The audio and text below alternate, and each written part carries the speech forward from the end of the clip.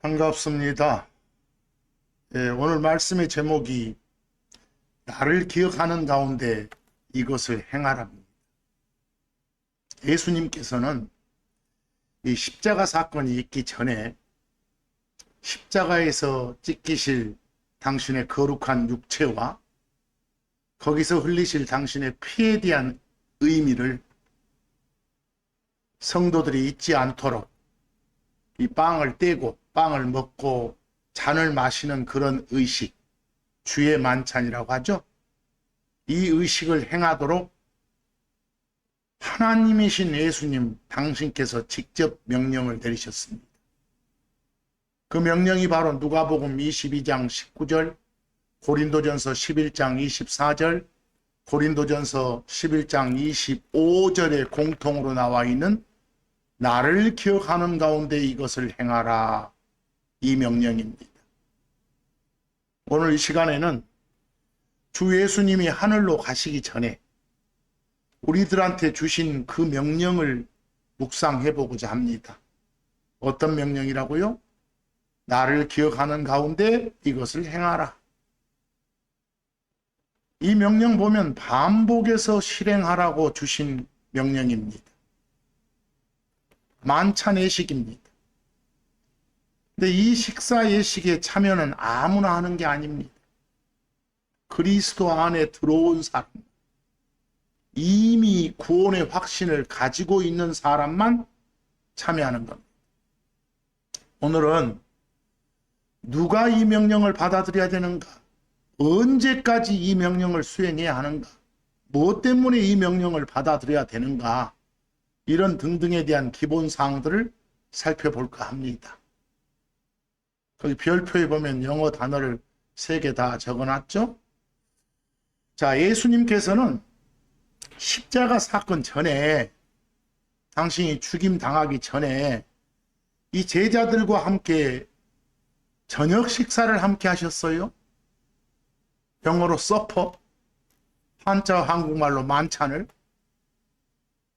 근데 그 영어로 서퍼, 한자 한국말로 만찬 또는 석찬, 그냥 순수한 우리말로 저녁 식사, 이걸 함께 하셨단 말입니다. 이때 식탁에 올라간 음식물이 2가지가 있었어요. 빵하고 와인하고. 빵은 누룩 넣지 않고 구운 빵이었고, 와인은 발효되기 전에 신선한 포도즙이었죠. 이 식사를 일컬어 영어로는 서퍼라고 하고, 한번 반복합니다. 한국말로는 흔히 만찬, 성찬 등으로 표현하죠. 왜 만찬이라고 해요? 그 만자가 늦을 만자예요. 늦게. 찬은 밥찬, 식사하는 것이고, 저녁 식사란 말을 한자로 그렇게 표현한 거예요. 또 저녁 석자도 있죠. 그래서 만 대신에 석 넣어서 석찬에도 똑같은 말이에요. 여러분 많이 들어보셨잖아요. 조찬 기도에 아침 조자 써가지고 아침 식사하면서 기도에 갖는다고. 들으셨죠? 그래서 만찬, 석찬 또는 저녁 식사 등으로 표현하시면 돼요. 근데 그 식사 자리에서 식사 전에 하나님이신 예수님께서 제자들을 향해서 당부의 말씀을 주셨죠. 어떤 당부의 말씀을 주셨어요? 그 별표에 나와 있지만 브레드, 빵, 떡이 아니에요. 떡은 영어로 케이크. 브레드, 빵을 당신 몸에 빗대고, 또 별표에 나와 있듯이 와인, 포도즙을 당신 피에 빗대시면서 당신이 가신 후에도 당신께서 다시 오시는 그날까지 당신을 기억하는 가운데 이런 식사 예식을 반복해서 가져라. 또 이 식사 예식을 통해서 주 예수님의 죽으심을 기억하고 다시 오심을 고대하라. 이런 당부를 주셨어요. 근데 이 식사 예식, 영어로 말한다면 주의 서퍼, 주의 만찬, 이건 단순히 교제를 위해서 식사를 같이 하는 게 아니에요. 우리를 위해서, 우리 때문에, 우리를 대신해서 피 흘려 죽으신 주 예수 그리스도의 죽음을 기억하면서 바르게 신앙생활을 하도록 주 예수님이 직접 규칙을 만들어 가지고 여러분과 저로 하여금 당신 오실 때까지 그리스도 안에 있는 사람 각자 반복해서 행하도록 명령하신 유일한 예식이에요. 이것 외에는 다른 어떤 예식도 반복적으로 행하도록 주신 게 없어요. 성령 침대를 공개 관증하는 그 물침례 같은 경우도 한 번이면 좋게요. 반복이 아니에요. 자, 이 행사 예식 외에 그리스도 안에 있는 사람들이 행하는 예식은 다 하나님의 명령을 따른 게 아니에요. 자기들이 스스로 만들어서 지키는 예식에 불과한 거예요. 그럼 제자들과 함께한 그 식사 자리에서 예수님께서는 당신 자신의 몸을 살을 빵에다가 당신 자신의 흘릴 피를 와인, 포도, 즙에다 비유하시면서 직접 명령하세요. 그리스도 안에 있는 사람은 다 그분께서 다시 오실 때까지 우리를 위한 그분의 죽으심을 기억하라고. 실제 말씀으로 그날 현장으로 한번 가봅시다. 누가복음 22장 19절 그 식사 자리에서 그리고 그분께서 빵을 집어요. 그 빵 여러 덩이라고 안 나오고 그냥 브레드, 빵이라고만 나왔으니까 한 덩이로 된 빵을 집어요. 그리고 감사를 드리시고 감사 기도를 하시죠. 그런 다음에 그것을 떼어 브레이크죠. 이스로 받았으니까 브레드를 그 큰 덩어리 빵 하나를 쪼개요. 브레이크. 뗀다 그 말은 부순다, 쪼갠다 그 말입니다. 그러면서 그들에게 제자들에게 주시며 말씀하셨어요. 뭐라고 명령하세요? 이것은 이 빵은 너희를 위하여 주어지는 내 몸이니라. 이게 내 몸이다. 이 빵이 내 살이다. 나를 기억하는 가운데 이것을 행하라. 이 빵 먹는 의식을 행하라 이 말입니다. 자, 마태복음 26장 27에서 28절로도 가봅니다. 그리고 그분께서 잔을 잡으시고 컵이라고 나와 있죠? 영어로. 잔을 딱 잡으시고 그 잔 안에는 지금 와인 들어있어요. 발효되기 전에 와인, 포도, 즙이 들어있어요. 그러니까 여러 잔으로 나눠진 거 아니죠? 컵스가 아니라 컵이니까. 큰 잔에 와인이 들어있는 거예요. 그걸 잡으시고 감사를 드리신 후, 역시 감사 기도하신 후 그것을, 그 잔을, 와인 들어있는 잔을 그들에게 주시며 말씀하셨더라.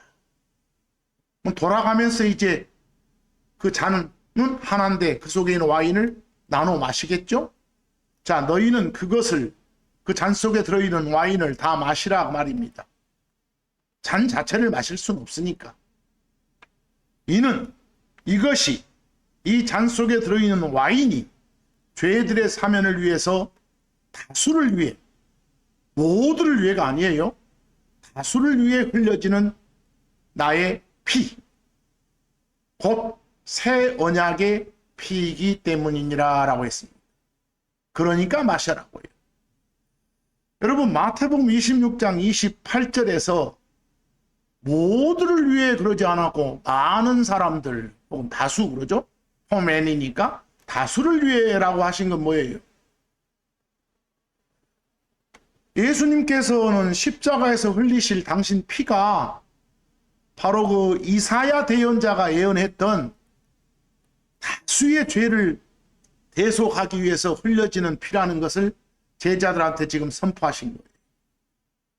여러분, 예수님께서 십자가에서 흘리신 피의 가치와 능력은 온 인류의 죄를 덮고도 남을 만큼 무한해요. 하지만 그 보혈의 대속 효능이 실제로 적용돼 가지고 죄들의 사면을 얻고 구원에 이르는 자들은 딱 조건이 있어야 돼요. 예수 그리스도를 주 예수 그리스도를 마음으로 받아 들이는 자들에 한정한 거예요. 인류 다가 아니라. 그래서 모두를 위해서가 아니라 다수를 위해서라고 하신 거예요. 아시겠죠? 만약 여기서 모두를 위해서, 모든 사람을 위해서 이렇게 for many가 아니라 for all 했다면 그냥 예수님 믿지 않는 사람까지 포함해서 누구나 자동으로 구원받는다는 그런 보편 구원론에 오해에 빠질 수 있으니까 for many라고 해주신 거예요. 그 참고에 이사야서 53장 11에서 12절 보실래요? 예언이에요. 이사야 대언자를 통해서 이 대언자 이사야가 대언하는 거예요. 하나님 말씀을 펼쳐놓는 거예요. 하나님 뭐라고 하세요? 나의 의로운 종이 다수를 의롭게 하리니, 모두가 아니라 다수를, 매니를 의롭다 선언하리니 그가 그들의 불법들을 담당할 것이기 때문이라 라고 되어 있잖아요. 거기에 매니 나오죠? 그 다음에 또 금방 봤던 마태복음 26장 28절에서 거기 새 언약의 피라고 나와 있었어요. 새 언약의 피. 이 피 흘림을 통해서, 죽음을 통해서 효력이 완벽히 발생되고 확정되는 언약이에요. 새 언약은 피로 체결되고 효력이 발생되는 그런 언약. 근데 여러분, 구약에서도 하나님과 이스라엘 사이의 언약은 다 피를 통해서 체결됐어요. 근데 구약의 약속 언약은 짐승의 피로 세워진 첫 번째 첫 언약이었다면, 옛 언약이었다면, 예수님께서 십자가에 흘리신 피는 하나님께서 인류하고 맺으신 완전하고 영원한 새로운 새 언약을 입증하고 완성하는 피인 거예요.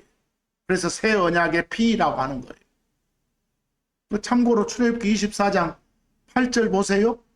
그리고 모세가 그 피를 취해 그것을 백성에게 뿌리며 말했더라. 짐승의 피예요. 주께서 이 모든 말씀들에 관하여 너희와 맺은 언약의 피를 보라. 항상 언약, 뭔가 약속 맺을 때는 피가 있었어요. 근데 이건 짐승의 피였죠. 이제는 예수님이 흘리신 하나님의 피이기 때문에 새로운 언약의 피라고 표현했던 거예요. 자, 이제 오늘 말씀에 쭉 이어져 가봅시다. 고린도전서 11장 25, 26절. 오늘 말씀의 제목 나와 있죠? 너희는 나를 기억하는 가운데 이것을 행하라. 뭘 행하라고? 주의 만찬. 서퍼를 행하라. 빵 떼고 잔 마시는 그런 행위를 하라고. 아무 생각 없이 하라고? 26절. 이는 너희가 이 빵을 먹고 이 잔을 마실 때마다 너희가 주의 죽으심을 그분께서 오실 때까지 참으로 보여주기 때문이라 그랬어요. 바울이 전하는 거예요. 여기서 예수님 오실 때까지라고 딱 기간이 정해져 있어. 근데 거기서 한 가지 별표에도 나와 있지만 마실 때마다 라고 번역할 때, 뭐뭐 할 때마다 할 때 as often as를 제가 그렇게 번역했는데, often은 원래 혼자 있으면 자주 그 말이에요. 횟수가 빈번하다 이 말이에요. 근데 as 사이에 들어가면 횟수가 빈번하다는 의미는 없어져요. 그냥 횟수만을 뜻해. 횟수가 똑같다 이런 뜻이에요. 그러니까 너희가 이 빵을 먹고 이 잔을 마시는 횟수가 한 달에 2번이면 그놈하고 똑같은 숫자 2번만큼, 한 달에 5번이면 5번만큼, 한 달에 1번이면 1번만큼, 1년에 1번이면 1번만큼, 1년에 5번이면 5번인 만큼, 이 말이에요. 지금 여기서 어찌됐건 반복의 의미는 있지만 딱 반복 주기가 정해져 있는 건 아니에요. 그래서 as often as를 쓴 거예요. whenever가 아니라. 잘 들으세요. 뭐 한 달에 한 번씩 해야 되니, 일주일에 한 번씩 해야 되니, 1년에 몇 번씩 해야 되니, 이런 것은 자기들이 정한 거예요. 성경은 그런 걸 정해주지 않아. 하나님께서는요. 자, 요한복음 6장 47하고 54절도 이 애식에 관한 거예요. 나를 믿는 자는 영존하는 생명이 있느니라. 하나님이신 예수님의 말씀이에요.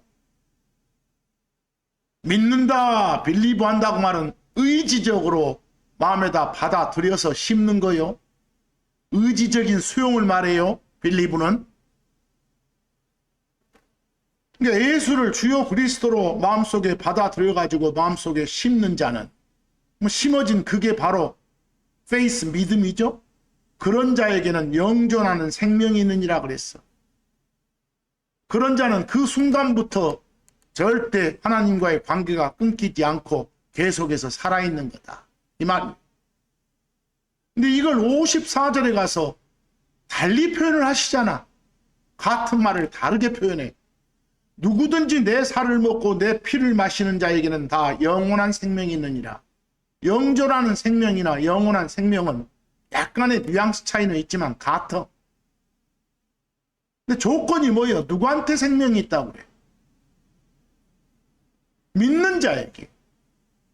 근데 믿는 자를 어떻게 표현했어? 나를 믿는 자를 내 살을 먹고 내 피를 마시는 자.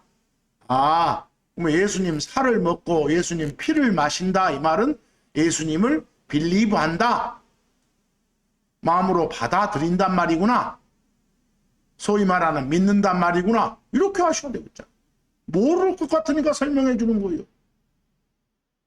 예수님 피 마신다는 것은 예수님의 피만이 내 모든 죄를 완벽하게 씻어내는 유일하고 거룩한 하나님의 피이다, 이걸 받아들인다는 거예요.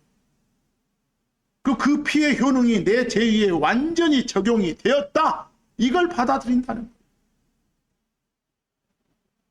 여러분, 음식이라는 것은 눈앞에 놓여있는 걸 바라보거나 아는 것만으로는 나한테 아무런 유익을 주지 못하잖아요. 앞에 있는 음식을 받아들여서 씹고 삼켜서 또는 마셔서 내 몸속으로 완전히 흡수되어야 비로소 내 생명이 되는 거예요. 나를 살게 만드는 거예요. 마찬가지로 예수 그리스도와 그분의 십자가 지심을 단지 지식으로 아는 것은 아무런 영적 생명을 주지 못해. 살 먹고 피 마신다는 행동은 지식에 머물렀던 은혜 복음을 내 속으로 깊이 받아들여가지고 억셉트해가지고 나와 예수 그리스도가 영적으로 완벽하게 하나가 되는 실제적인 결합을 말하는 거예요. 내 살을 먹는다, 육체로 오신 하나님을 받아들이는 거예요. 하나님이신 예수님께서 육체를 입고 오셔서 나를 위해서 희생하셨음을 인정하는 거예요. 그게 내 살을 먹는다요. 살 먹는다요. 내 피를 마신다 할 때 피 마신다. 그 귀한 피, 예수님 보혈의 대속 능력을 받아들이는 거예요. 예수님 피가 흠없는 하나님의 피고 내 모든 죄를 씻는 유일한 피다는 것을 인정하는 거예요. 그러니까 예수님의 살을 먹고 피 마시는 것은 하나님이신 예수님께서 육체를 입고 오셨음을 인정하고 그분의 피가 나를 죄에서 구속한 하나님의 거룩한 피다는 사실을 온전히 받아들이는 것과 같은 겁니다. 거기 제가 참고로 별표에 육신, 육체 그려놨죠. 한자로 보면 그 신자도 몸을 말하고 체도 몸을 말하는 거니까 둘 다 똑같은 말이에요. 세상에서는. 그러나 우리 성경 신자는 이 둘을 구분해서 말하죠. 이 몸 안에서 몸을 거점 삼아서 죄를 무기로 설치는 이 나쁜 놈이 하나 있거든. 그 놈을 가리켜서 육신이라 하자 이렇게 하고, 대신 육체는 그냥 우리 몸, 피가 흐르고 숨이 들어있고 하는 그런 몸, 그런 육체, 또 그 육체 가진 인간, 사람, 짐승, 이런 걸 뜻할 때는 육체라 하자. 그래서 육신과 육체를 나누자. 근데 실제 성경에서는 둘 다 영어로는 플래시라게 별표에 나와 있듯이, 영어로 보는 사람들은 플래시가 나오면 이게 육체를 말하는 플래시냐 아니면 그 나쁜 놈 육신을 말하는 플래시냐? 판별하셔야 돼. 예를 들어 요한복음 1장 14절 말씀이신 예수님이, 말씀이신 하나님이 사람 되셨잖아요. 그래가지고 우리들 가운데 거하셨잖아요. 그때 육신이 돼서 우리들 가운데 거했다면 되겠소? 죄덩어리가 돼서? 그 나쁜 놈이 돼서? 이러면 안 되겠잖아요. 그때는 육체가 돼서 이렇게 해주세요. 많은 번역본들의 육신 하는데 그래놓고 나서 저 나중 갈라디아서나 이쪽 가면 육신이 성령하고 막 대적해서 싸울라게? 이러면 안 되잖아요. 거기서는 나쁜 놈으로 취급해놓고 예수님한테 그걸 적용하면 쓰겠어요. 그래서 요한일서 4장 2절에서 3절 6절 같은 데서 예수 그리스도께서 육체를 입고 오신 걸 시인하는 영마다 그랬어요. 예수 그리스도께서 사람 몸을 입고 오셨다니까? 그 속에 그 몸을 거점으로 죄를 무기 삼아 설쳐대는 그놈과 함께 온 게 아니라 바로 이때는 육신이라고 번역하면 안 돼. 육체 그래야지. 알겠죠? 요한일서 4장 2절 말씀도. 이걸 잘 하시라고.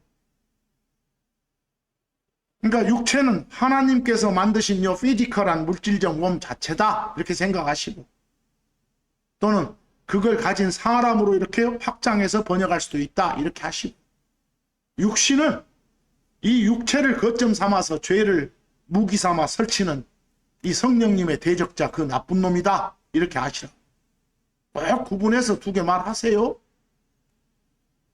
그래서 그 요한복음 6장 아까 54절 같은 데서 살 먹는다.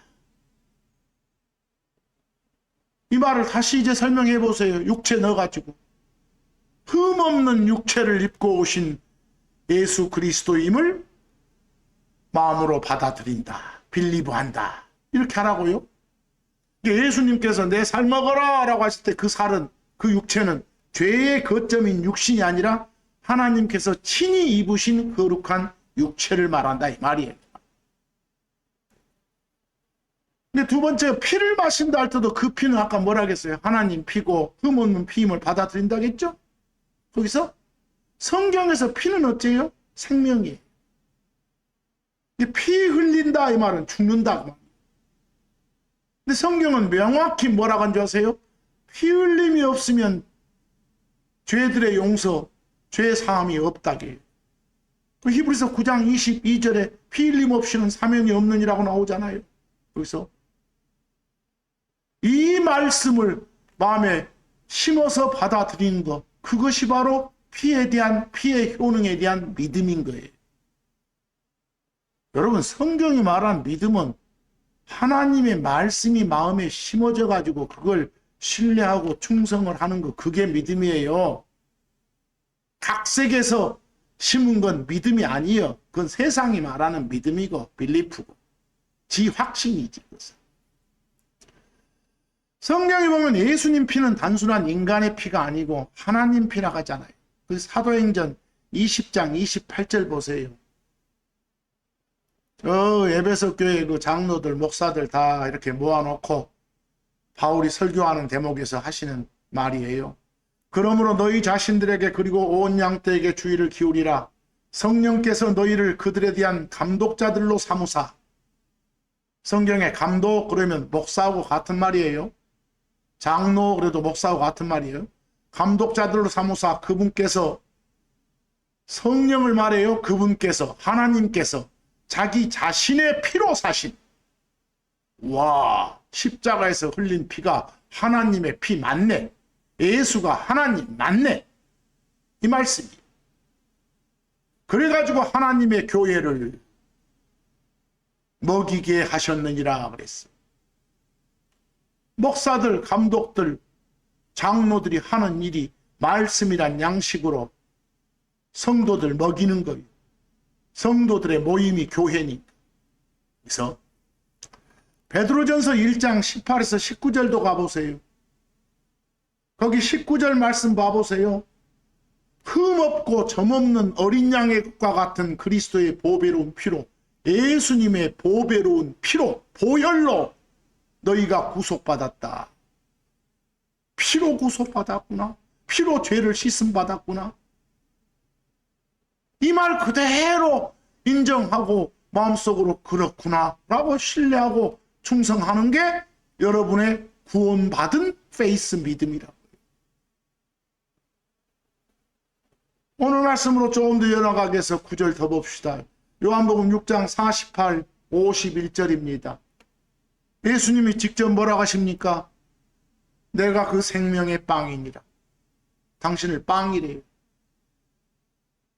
생명의 빵이래요. 생명을 주는 빵이에요. 이 빵 먹으면 생명이 들어가요. 나는 하늘로부터 내려온 살아있는 빵이니. 당신을 빵이래요. 생명이 들어있는 빵이래요. 살아있는 빵이래요. 누구든지 이 빵을 먹으면, 믿으면 그 말이죠. 그는 영원히 살리라.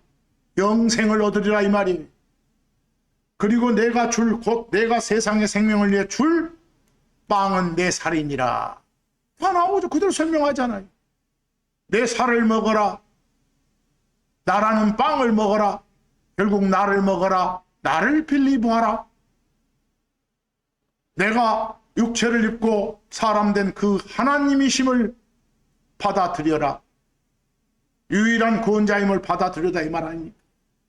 그러니까 예수님께서는 저 광야 생활할 때는 그 이스라엘 백성들한테 결국은 먹어도 나중에 죽고 말았던 그런 만나하고 자기 자신을 지금 대비시키는 거예요.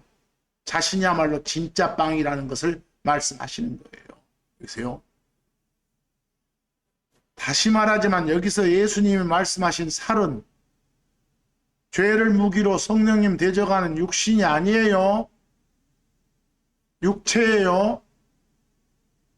육체를 가리킨다는 걸 잘 아셔야 돼요. 여기서 자, 이제 그렇다면 이 식사 예식에서, 서퍼에서, 주의 만찬에서 그 필요한 음식물이 뭐뭐 있다겠어요?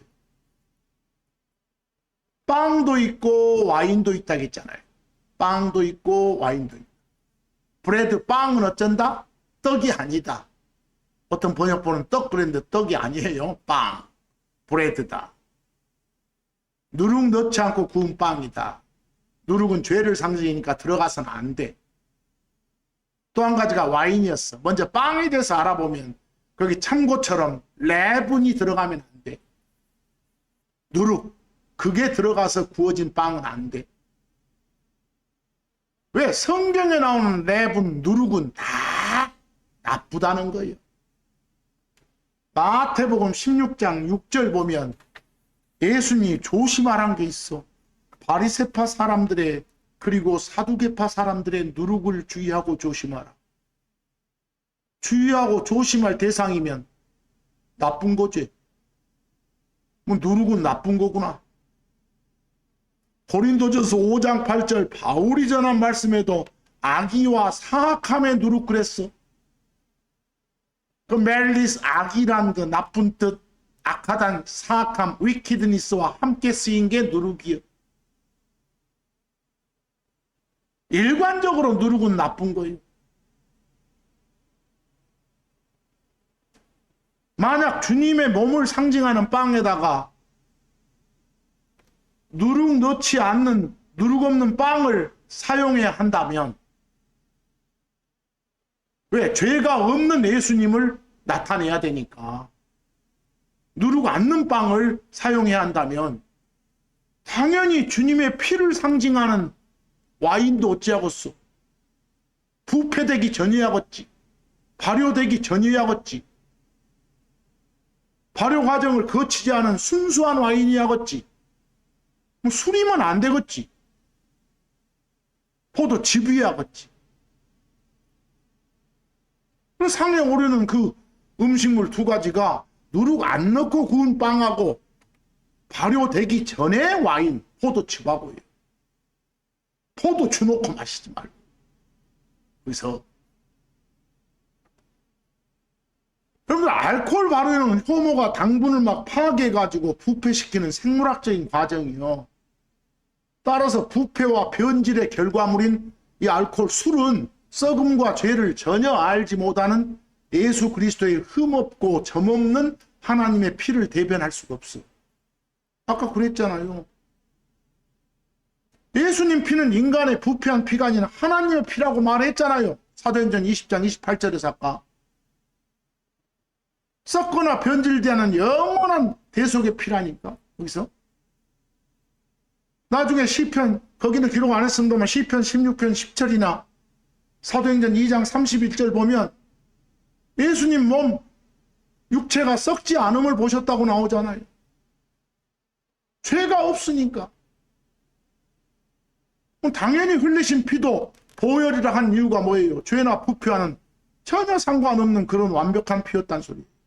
여기서 따라서 죄와 부패의 그 유기적인 결과물인 알코올성 포도주가 아니라 누룩이나 부패의 과정을 거치지 않은 순수한 포도나무의 열매 즙이 바로 예수님의 거룩하고 순수한 피를 상징하기에 합당하겠잖아요. 주의 만찬에서 찢기신 흠없는 육체를 누룩 없는 빵으로 나타내듯이 그 흘리신 피, 흠없는 피 역시 발효되지 않은, 부패되지 않은 순수한 포도나무 열매로 나타낸 것이 성경적으로 합당하고 있잖아요. 여기서 술이면 안 돼요. 그러려면 아예 그 예식하지 마세요. 그래서 이왕 와인 나온 김에 참고적으로 성경이 말한 와인은 두 가지가 있죠. 마시면 정신이 상쾌해지고 맑아지는 와인이 있고 또 한 가지는 마시면 정신이 혼미해지는 헬렐레하는 그런 와인이 있어요. 정신이 상쾌해지고 맑아지는 와인은 발효되기 전의 와인, 즉 포도, 즉 주스죠. 정신이 혼미해지는 와인은 어째요? 발효 과정을 거친 썩음, 삭혀놓은 것, 술, 그 와인이에요. 근데 어떤 와인이 잘 구분해야 돼요. 노아가 마셔가지고 그냥 완전히 뻗었던 와인은 뭐예요? 술이겠지. 반면에 여러분들 성경에 막 여러 이방 왕들 와인 마시잖아요. 술이 아니에요. 그냥 음료수 대신이지. 즙이지. 매번 그 잔에다 술 따라주면 다 헬렐레 그 어떻게 국정을 치르겠어. 보겠어. 근데 이스라엘이라는 땅에서도 평소 음료로 사용되는 와인은 다 발효가 이루어지지 않도록 잘 저장해 두었다가 일상적으로 마시는 것으로 포도즙을 말해요. 그리고 그 주변 지역 왕들 막 아닥사스다, 뭐 이집트 막 파라오라고 부르는 그런 왕들 늘 수시로 마시는 와인 역시 우리들이 물 마시는 그런 음료로서의 와인이에요. 해롱하라게 만드는 와인이 아니라 정신을 맑게 해주고 기분을 상쾌하게 해주는 그런 와인이라고요. 그 와인은 뭐라고요? 포도즙이라고. 우리가 식사회식 치르면서 함께 먹고 마시는 그 음식물인 빵과 와인, 그 속성상 정확히 예수님의 몸, 살과 예수님의 피를 상징할 수 있어야 돼요. 그래야 되겠죠? 논리적으로 생각해 보세요. 예수님의 몸, 살은 보통의 몸, 살하고는 성질이 달라요. 예수님 몸은 신이 사람 되면서 가진 몸으로서 썩음과 부패가 없는 그런 몸이라니까요. 그러니까 썩음과 부패를 촉발시키는 상징물인 누룩이 들어가서는 안 되겠잖아요. 반드시 누룩 넣지 않고 구운 빵이야만 우리의 죄들 문제 처리를 위해서 찢기시고 부서진 예수님의 몸을 상징할 수 있겠잖아요. 떡이 아니라 빵이에요. 대충 막 카스테라 사다가 예식 치르지 마세요. 그런 예식이라면 차라리 하지 마세요. 안 하는 게 좋아요. 주 예수 그리스도를 못 오가는 아주 불경스러운 짓이 될 테니까. 마찬가지로 와인도 발효되지 않은 새 와인, 발효된 술인 포도주가 아니라 신선한 포도즙이어야 썩음 없는 죄 없는 하나님의 피를 상징할 수 있겠잖아요. 썩는 피, 죄가 흐르는 피하고 연관된 그런 발효된 술을, 포도주를 써서는 안 되겠잖아요. 아시겠죠? 아까도 말했지만 성경이 말한 누룩은 죄악의 상징이라도 좀이라도 들어가면요, 전체 덩어리 모양은 물론이고 그 맛과 성질까지 싸그리 다 변질시키고 부패시키는 것이 바로 성경이 말하는 누룩이에요. 성경 어디서도 누룩을 좋은 거라고 말한 경우가 없어요. 누룩 영어로 레브는 언제나 부정적인 의미로 쓰인다니까요. 여기서 세상과 세상에 있는 것들이 다 누룩이에요. 하나님 뜻이 아니라 내 뜻대로, 내 생각대로, 내 의지대로 생각하거나 행하는 모든 것이 누룩이라고요. 그것이. 그 누룩과 분리되는 것, 그 누룩과 구별되는 것, 그 누룩을 없애지는 것, 그 누룩에서 깨끗해지는 것이 거룩이라는 거예요. 그 누룩이란 물질이 갖는 제일 큰 속성 중에 하나가 막 뜨게 하는 거예요. 부풀게 하는 거예요. 그러다 보면 막 속은 비어있는데 외형이 커지는 거예요. 이걸 좋은 의미로 받아들이면 안 돼. 속알맹이 없는 걸 좋다고 받아들이면 안 돼. 성경이 정의하는 의미 및 느낌에 초점을 맞춰야 돼. 왜? 성경을 벗어난 생각 자체가 누룩이니까. 결론은 누룩 제거하지 않으면 온 덩어리가 뜨게 된다. 여러분, 누룩이 덩어리를 뜨게 한다 이런 말은 좋은 의미 아니라 나쁜 의미예요. 쌀이나 보리가 막 뜨게 되면 아무 쓸모가 없어. 밀가루가 뜨면 다 버려야 돼.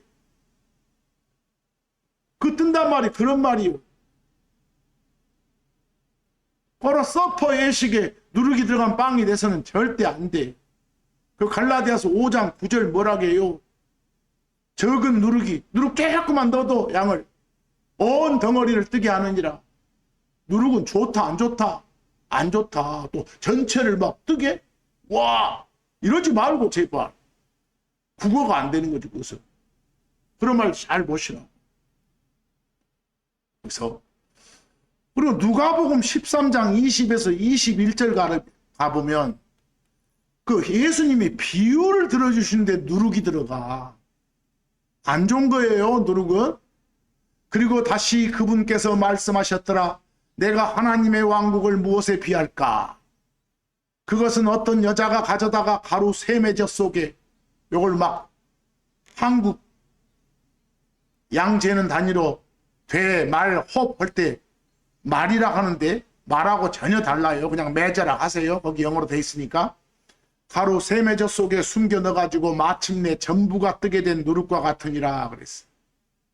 그래서 하나님의 왕국이 이 땅 위에 어떤 외형적 형태로 이렇게 교회 등이 존재할 때 내부적으로는 막 이상한 놈들 요 모임에 침투해가지고 거짓 교리와 세상적 부패가 막 침투해가지고 마침내 가면 전체가 변질되고 나빠지는 그런 오염 상태를 보여준다 이런 말씀이요. 예언이요.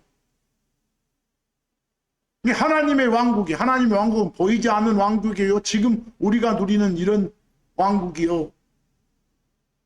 이것이 이 땅에서 역사하는 동안 온수 마귀에서 어떻게 교리적으로 변질되고 내부로부터 나빠지게 될 것인가, 이걸 비유하신 거예요. 지금 결국은 내부로부터 변질돼서 나빠진다는 뜻이요. 나빠진다는 거요. 좋아진다는 게 아니라. 오늘 말씀의 핵심은 지금 누룩이 나쁘다는 거예요.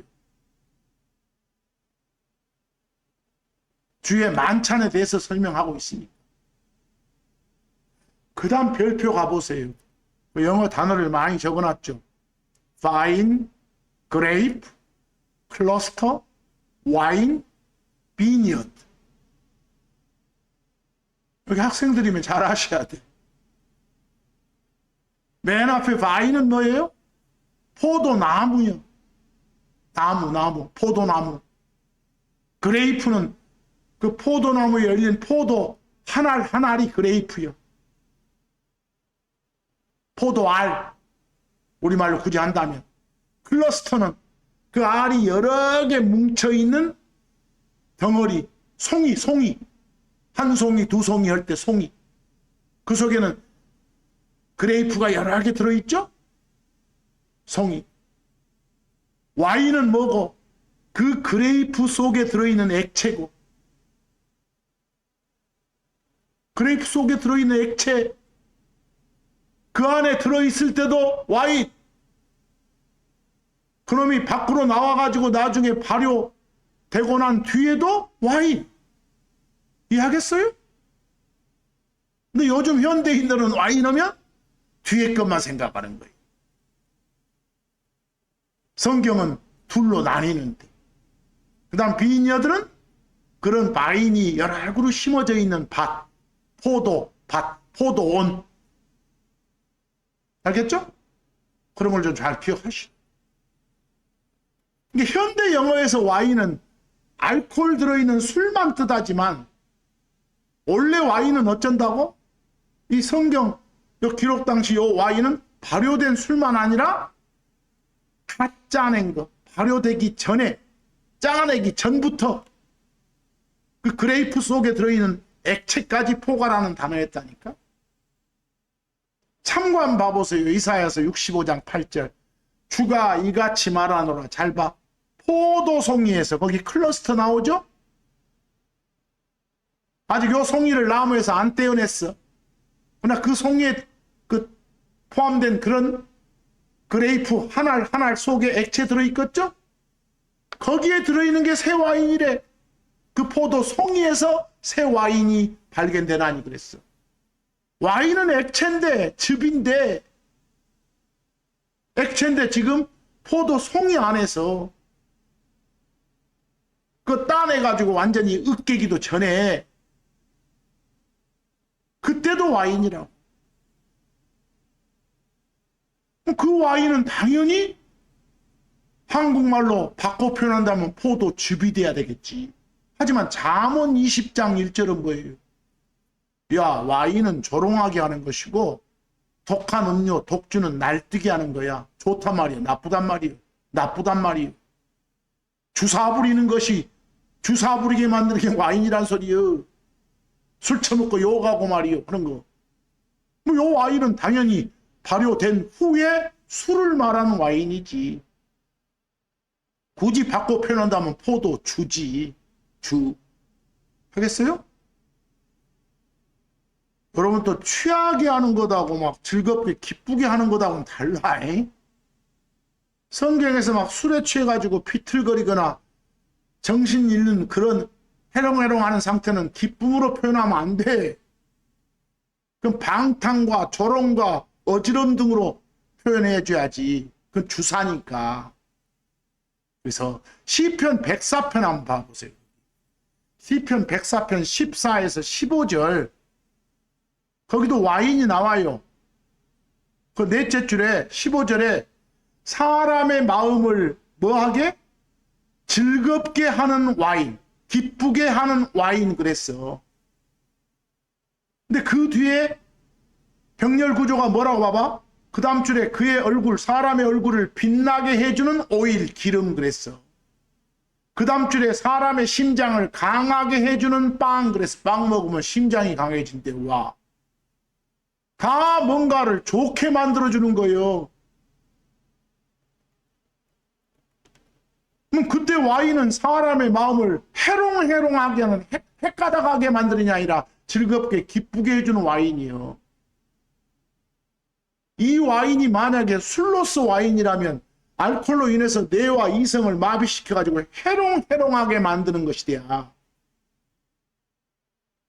여기는 그런 와인이 아니잖아. 그러면 이건 뭐겠구나? 포도 즙이겠구나. 이렇게 아시라고. 문맥 보면 금방 알아. 근데 거기 비교 그 번역본 봐봐봐. 이 나라에서 많이 보는 개짜 번역본. 거기 뭐라게? 사람의 15절 사람의 마음을 기쁘게 하는 포도주라고? 술 처먹으라고? 이 말 되잖아. 이렇게 해놓으면. 이러지 말라고. 정확히 포도즙 그러든지 아니면 이것도 저것도 아니면 그냥 와인 그러든지 외려 따서. 예를 들어 아까도 잠깐 말하고 넘어갔지만 그 이스라엘 주변 그 나라들 왕들 그 왕들한테 막 그 이스라엘 사람들 이렇게 포로로 잡혀가 가지고 내시로 응? 시중 들고 한 장면도 있잖아요. 이집트 같은 경우는 아니지만. 여기 창세기 40장 11절 봐봐. 그 요셉이 그 이집트 왕의 잔 맡은 자와 빵 굽는 자의 꿈을 해석해주는 그런 대목이요. 거기서. 그 내용 봅시다. 그리고 꿈 이야기를 하는 거예요. 해몽해주라고. 파라오의 잔이 내 손에 있었고 내가 포도들을 따서 파라오의 잔에 그것들을 짜서. 이 부분 잘 봐봐. 파라오의 잔에다가 포도들 따가지고 그것들을 짜서 잔에 넣는 거예요. 발효되기 천이제. 뭐 이때 준 것은 잔에 든 것 먹었어. 잔에 든 와인은 포도 즙이겠지. 그럼 내가 그 잔을 파라오의 손에 주었노라. 이렇게 지금 꿈 이야기를 하잖아. 여러분, 잔이 컵이 있으면 커피 넣으면 커피잔, 술 넣으면 술잔, 물 넣으면 물잔 그러잖아요. 와인 넣으면 와인잔, 즙 넣으면 즙잔 이렇게 말할 수 있겠잖아요. 근데 비교 좀 봐봐. 비교. 그 개짜 성경이나 다른 번역본 봐봐. 개짜 성경은 잘 됐어. 내 손에 파라오를 바로 그래놨네. 바로의 잔이 있기에 내가 포도를 따서 그 즙을. 와, 멋져. 이렇게 하라고. 근데 이렇게 하긴 하되 이랬다 저랬다 하지만 안 되겠지. 바로의 잔에 짜서 그 잔을 바로의 손에 들으면 멋지네. 두 번째 건 뭐라고? 술잔을 들고 있었다. 포도를 따서 포도즙을 만들어. 포도즙을 만들었는데 컵에다가 넣었으면 그 컵이 그 잔이 즙잔이지 술잔이요. 뭔 술을 붙여. 그 밑에 3번 카톨릭 번역본 좀 봐봐. 내 손에는 파라오의 술잔이. 맨날 술 쳐놓고 해롱해롱 했어? 아니단 말이요. 내가 포도송이들을 따서 파라오의 술잔. 그 왕실 그 넉넉히 사는 사람들이 그 술잔 커피잔 이렇게 따로따로 없겠어? 찻잔 술잔이 따로 있지. 거기다가 짜놓고는 그 술잔을 그 즙잔을 그 물잔을 이런 거 나가줘야겠지. 그 잔을 파라오의 손에 올려드렸네. 이렇게 술 들어가면 안 된다고. 상식적으로 국어가 돼요? 정말 번역이 잘 되려면 그 출발 언어가 잘 해야겠지만 도착 언어를 더 잘해야 돼. 느헤미야 2장 1절 그 아닥사스다 왕 쪽 봐봐. 그리고 아닥사스다 왕의 제20년 니스안월에 어떤 내용인지는 놔두고 와인이 그 앞에 있었고 내가 그 와인을 들어 왕에게 그것을 주는 일이 있었더라. 그런데 전에는 내가 그가 있었는데 그가 있는 데서 슬퍼한 적이 없었더라. 이로 나오죠. 지금 느헤미야 이야기인데 와인잔을 주는 거예요. 느헤미야가 넷이요. 항상 왕의 그 마실 물, 음료수 요 담당이요. 매일 이렇게 드리는 거예요. 매 순간. 뭐 이때 와인도 당연히 먹었다고? 포도즙이라고 발효되기 전에. 비교 1번처럼 포도주가 있어서 그 포도주 줬다. 이러면 맨날 왕사 보지를 못해. 그 다음처럼 술이 있어서 줬다 이러지 말고 와인 나오면 번역 잘 하시라고. 반면에 창세기 9장 21, 24절은 노아 이야기요. 그리고 그가 와인을 마시고 취하여 그가 자기 장막 안에서 벌거벗은 뒤에서더라. 이게 주사요. 이 자는 술에 취하면 막 벗어 제끼네. 헐라당하고 이상한 주사들 많잖아요. 이런 와인은 뭐다? 명백하게 포도 주가 되겠구나. 이렇게 하시라고.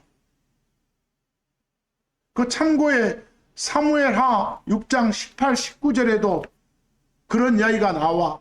저 19절 가보니까 그리고 그가 온 백성에게 곧 이스라엘 온 무리들에게 남자들뿐만 아니라 여자들에게도 각자 모두에게 빵 한 덩이 그리고 좋은 고기 한 조각 그리고 와인 한 병씩을 나누어 주었더라 그랬어. 선물로 주는 거요. 다윗이. 근데 밑에 보면 빵이 나와야 되는데 떡이 나오고 또 와인 한 병. 그 와인 한 병 할 때 영어가 a flagon of wine. 플래건은 어떤 액체 담은 그릇을 말해. 병을. 근데 건포도 떡 한 덩이 뭔지를 모르겠어. 포도즙 한 병을 건포도 떡 한 덩이 이래놨다니까. 이래놓고도 다 뭔 말이 이게 성경인갑다 하고 보고 있어. 그러니 되겠어?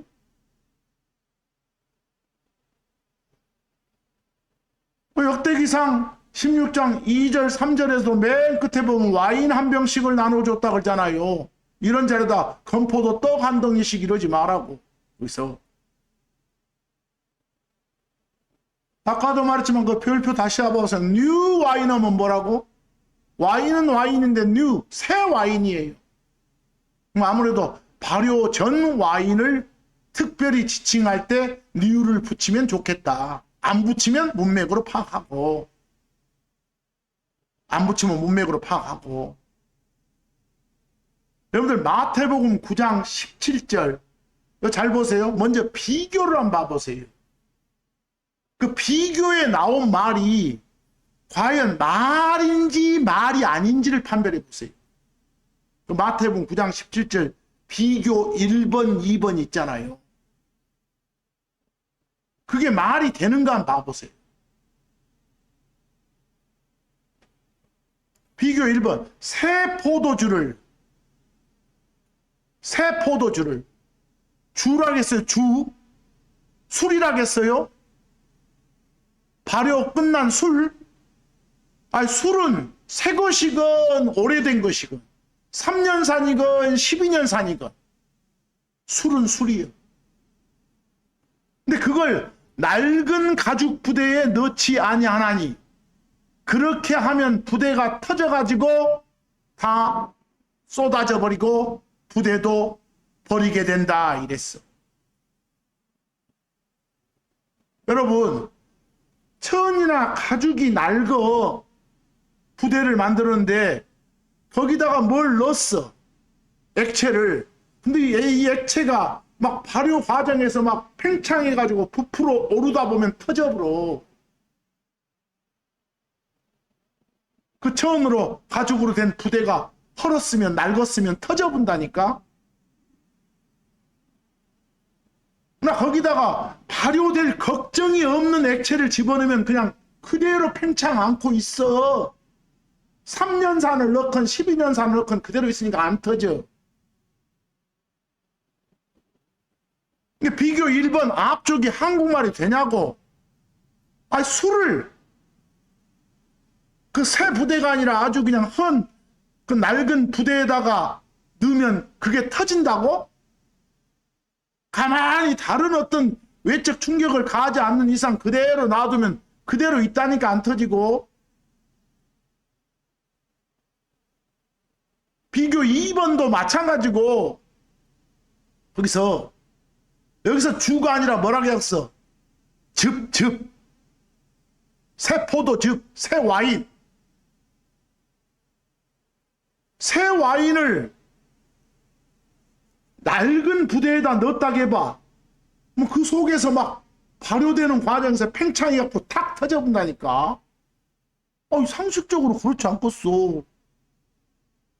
나 술은 발효가 끝난 거니까 뭔 새거건 헝거건 넣어봤자 안 터져. 이해되세요? 비교 1번이나 2번 번역본들은 한국말 자체가 안 되는 거예요. 한국말 자체가 말 자체가 안 된디 말이다고 또 그것도 귀하신 성경 말씀이라고 애운 사람도 있고 암송한 사람도 있고 떠벌거리는 사람도 있고 뭐요 도대체. 그래서 마태복음 9장 17절 뭐라게 또한 사람들은 새 와인을 포도즙이여 그걸 낡은 부대들에 넣지 않아. 왜? 그렇게 하면 그 부대들이 낡아서 터지고 발효 과정에서 팽창되니까 와인이 흘러나와서 그 부대들이 못 쓰게 되니라 그랬어. 새 와인 넣어가지고 나중에 발효되고 터져서 흘러나온다고 말하면 발효된 와인이겠죠. 그때는 술 돼버린 거예요. 오히려 그들은 새 와인을 새 부대들에 넣느니라 그랬어. 짱짱한 새 부대에다 넣으면 그 발효되더라도 막 팽창 잘 되면서 수축 작용, 이완 작용 잘 되면서 안 터진다고. 둘 다 보존된다 이 말이요. 여기서 이해하겠어요? 그런 말들을 잘 좀 보라고. 여기서 예수님의 어떤 명령, 언약, 말씀, 이게 새 명령이고 새 언약이요, 새 와인이요. 그 낡은 부대는 그 유대교인들의 전통이라든가 유대교 교리, 모세 율법에 속한 것들, 이것들이 낡은 부대고, 예수님의 어떤 새 교리하고 그 유대교의 전통 막 율법적인 거, 이 낡은 부대하고는 안 어울려. 새 와인하고. 신약교회라는, 우리라는 요 새 부대하고 어울린다는 거예요. 이 말씀이. 그 말씀 그렇게 해놓은 것이요. 그래서 오늘은 여러 가지 지금 주의 만찬에 대해서 설명하다가 이런 말씀을 쭉 드렸습니다. 예고합니다마는 다음 주 첫날에는 예배 끝난 뒤에 이 주의 만찬식을 한번 갖겠습니다. 한 주간 몸과 마음 정리 잘하고 깨끗한 상태로 임하도록 준비해 오시기 바랍니다. 자, 오늘 말씀 여기서 마칩니다.